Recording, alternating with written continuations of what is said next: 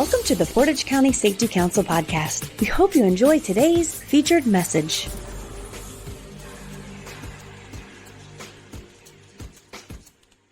Hi, this is Nick Koya with the Portage County Safety Council, and I'm here with Mike Thompson celebrating our 200th episode. Mike, how's it going? Good. How's it going, Nick? Good. Hey, I cannot believe that we've hit 200 episodes.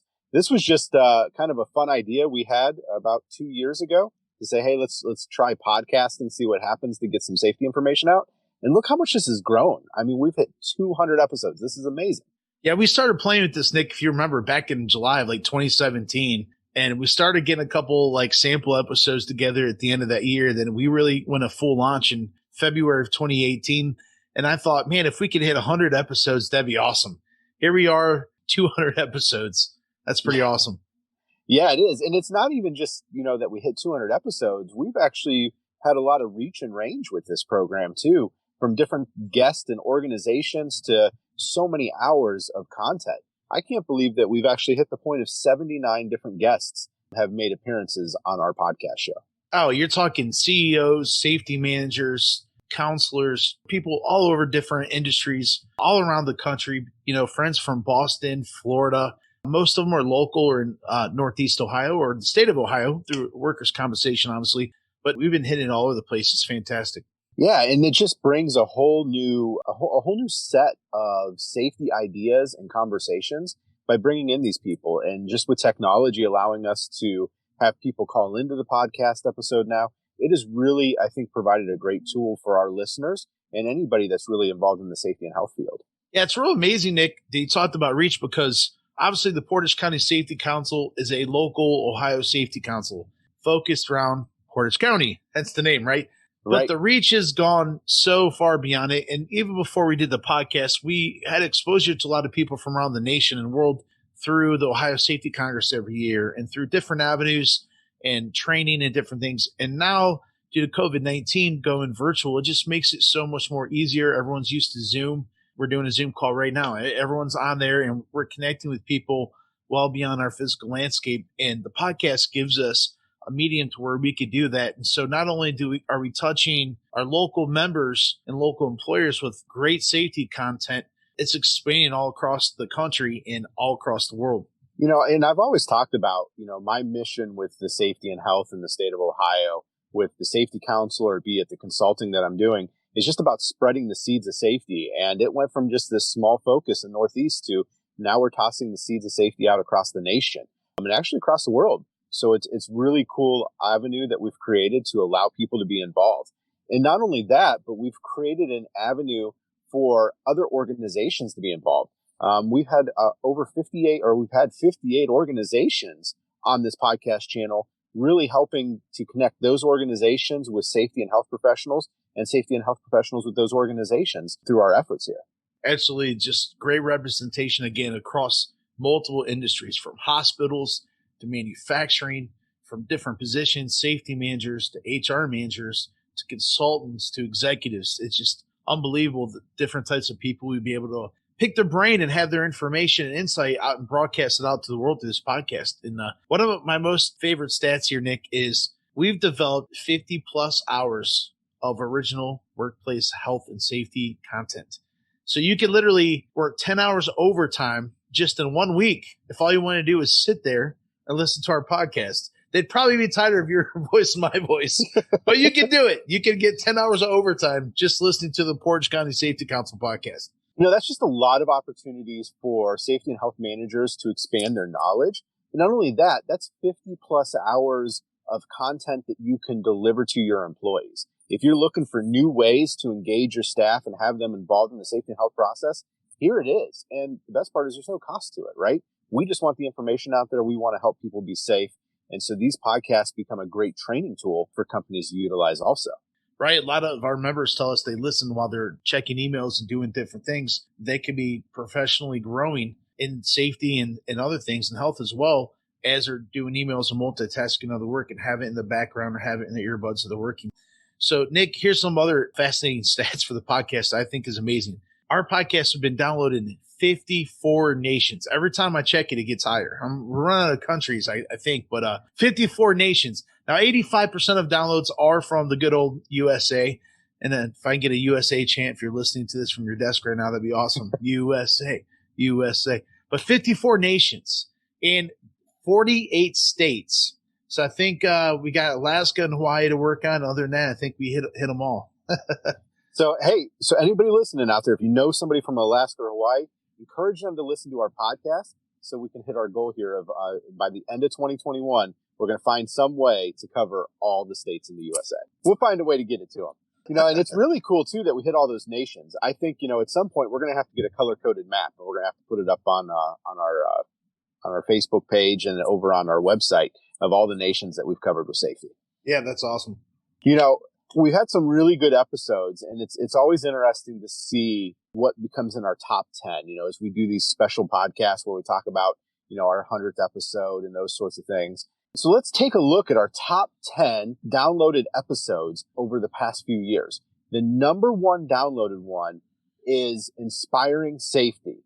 Morale is a leading indicator was our number one downloaded episode. This was a really great episode. What did you think about it, Mike? This episode was awesome. Jared Tomasi is a safety manager in Florida with the construction company, and actually connected with him on LinkedIn, but I saw some things he posted, and he just got me fired up and inspired me all the time. So I just messaged him on LinkedIn and said, hey, Jared, we need to have you on our podcast and just check out and pick your brain a little bit. And as, the conversation went, we just started talking about three different things. The Inspiring Safety campaign we did, Nick, we actually asked three questions like, how do you inspire your employees to work safe?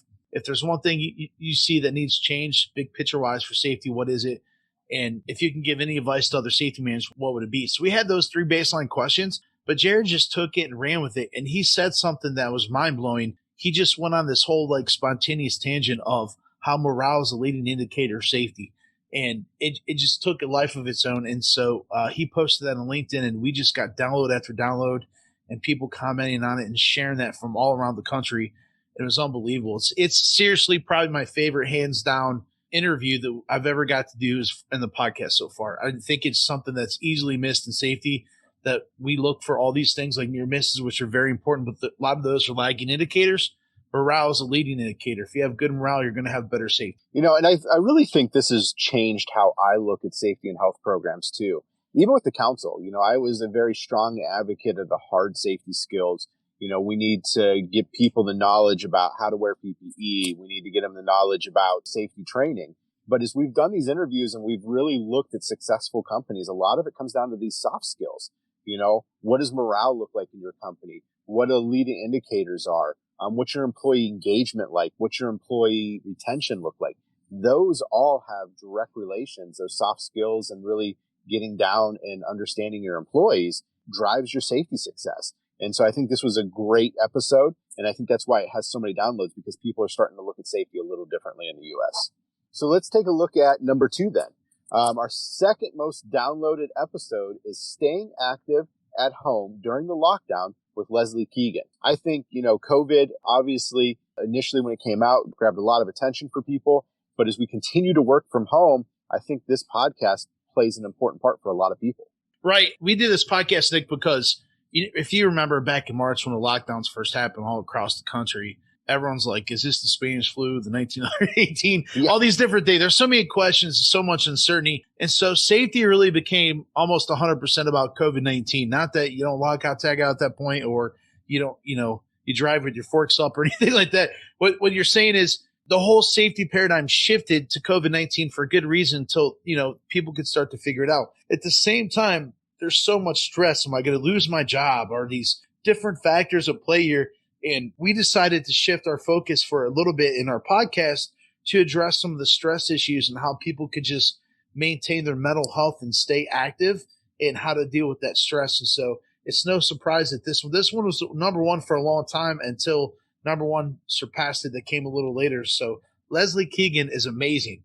She's got from I Empower Fitness over in Ravenna. She's a local person. Has been working with the city for years, been in the area, and she could be in LA having her own, being a fitness guru like Tybo and Billy Blanks or something. But she decided to stay in Ravenna, and she's doing an amazing job, and she's so much fun to interview and different things. And I even make fun of myself because I used to see her at the rack in Ravenna all the time working out, and she'd be like, Mike, what are you doing? Parking in the front of the parking lot's not going to get you in shape. You need to be parking in the back. She would get me all the time. So she's a tough cookie, but she's amazing and so much fun.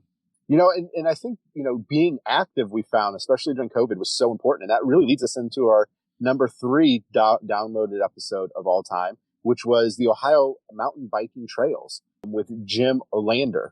And this is just about getting outside. And this was part of a big campaign we did because we realized quickly during COVID, people, while they needed to socially distance, couldn't lock themselves in the house all day for their own mental safety. Yeah, and if you recall, Nick, we actually had this planned way before COVID hit, but it was just perfect timing.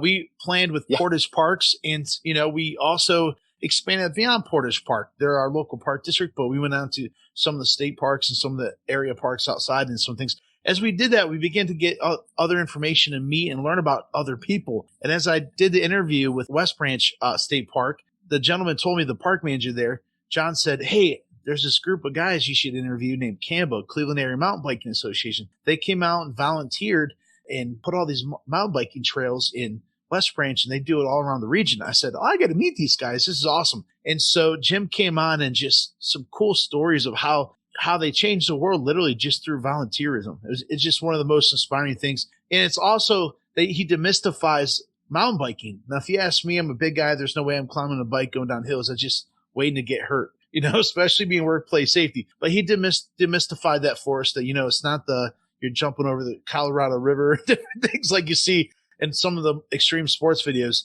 But West Branch has trails, and there's local parks you can go down in the area. Just a great way to get outside, get in shape, and deal with that COVID stress. So when this came out this summer, it was in the middle of the COVID lockdown. So this was a fantastic thing. And then they have their own network of mountain bikers, so they shared a lot, and that's why it's number 3. So we're excited about that too. So number 4 on our list was employee engagement best practices. Once again, we find that these soft skills are really important. And this was another great podcast talking about that employee engagement and some best practices that we can implement in the workplace. Yeah, Stephen Francis, I met at Ohio Safety Congress a couple years ago. He was one of the keynote speakers there, came up, have a conversation. There's a lot of talk in this podcast about diversity. So if that's your thing, how to engage employees, he covers that. And he blown away my expectations. I wasn't expecting a lot of anything I haven't heard before. You know what I mean? Just a lot of stuff you hear with certain things I've heard this 1,000 times, but with him, I didn't hear everything 1,000 times. He brought some interesting points. I was kind of shocked, but that thing stays up there always in the top 4 or 5 all the time since we've had that recording. So that's awesome. And coming in at number 5 was crisis communications, interview with Tom Flodden. Crisis communications is more than just communicating during a mass disaster. This is how do we communicate during any type of crisis inside of our plant. And I think this was another great interview that was taking place on our podcast. Absolutely. A lot of people know Tom from the news, being a news anchor for several years, and I was with Ennis Communication. Came out and did a great presentation. And we got actually, I believe you did the interview, Nick. You got to interview him afterwards. So that's no surprise that's still on the list there in the top 5. And coming in at number 6 as part of our Inspiring Safety campaign was Celebrate Success and Leverage Autonomy and Innovation with Drew Geberick. Another great piece that we put together as part of this Inspiring Safety campaign to get people involved and engaged in the safety and health process. Yeah, Nick, we met Drew at Ohio Safety Congress a couple years ago as well. He was on a panel discussion, and so got to meet up with him and do an interview back then. And so caught up with him on LinkedIn and said, hey, Drew, why don't you come over here and just let us pick your brain on how you inspire safety for all those hundreds of employees you have over at PepsiCo. And so we did that. There it is. And he talked about celebrating successes, allowing your employees to operate in autonomy, and really taking advantage of data and some innovation that's already out in the market to really improve safety. The next one on our list here, I was really surprised by. This was part of our Get Outside campaign, but this is a shocker. Top 10. Yeah, it made it in the top 10 on a safety podcast. Disc golf with Scott Campbell. I think maybe people were wondering how you play disc golf safely, but this is all about how we can encourage people, our workers, our friends, our family to get outside. So Scott hopped on here and did a podcast on disc golf. Yeah, so this is another funny one, just like the mountain biking. Like, you would not go to the Safety Council podcast and think you're going to learn about disc golf. But part of that Get Outside campaign, again, the gentleman from West Branch, the park manager, talked about how they have a disc golf course. They actually have 2 of them, and one of them was made by Scott Campbell. It's called the Grassman. Now, I didn't realize this, but Scott told me. I think it's a little funny, but he may be a little more serious about it than I am. The Grassman, I guess, is Ohio's version of Bigfoot. He's like a big character made of grass. So he named the disc golf course after the Grassman. I don't know if Scott's a part of any Grassman exploration groups or Bigfoot things. I wish he was, because that would be entertaining for me.